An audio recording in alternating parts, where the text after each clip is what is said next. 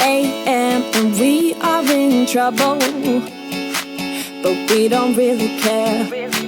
Tell ourselves there's always tomorrow, but it will still be there. No, they don't pick us up, instead they knock us down, and that's the way it goes until we're in the ground. I don't wanna do this anymore.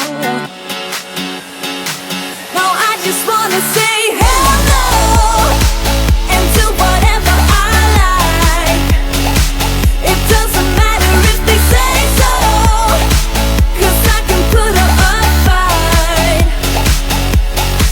Let's make a hit and run, do it for fun. They can't hold on forever, so just say hello. Yeah, we'll be going all night.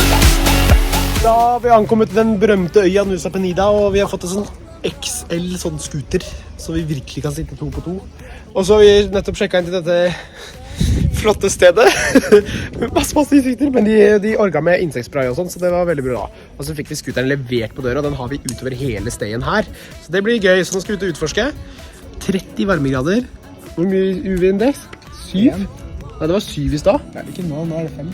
Ja, nå er det mindre, men i stad var det 7. No, I just wanna say hello and do whatever I like.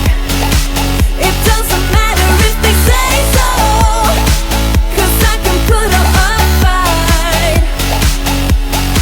Let's make a hit and run, do it for fun. They can't hold on forever, so just say hello.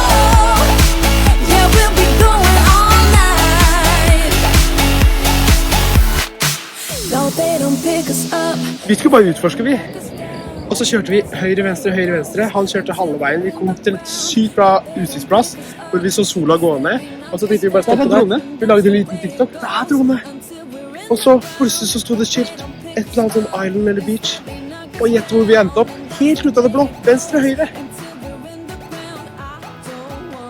Do this anymore. No, I just wanna say hello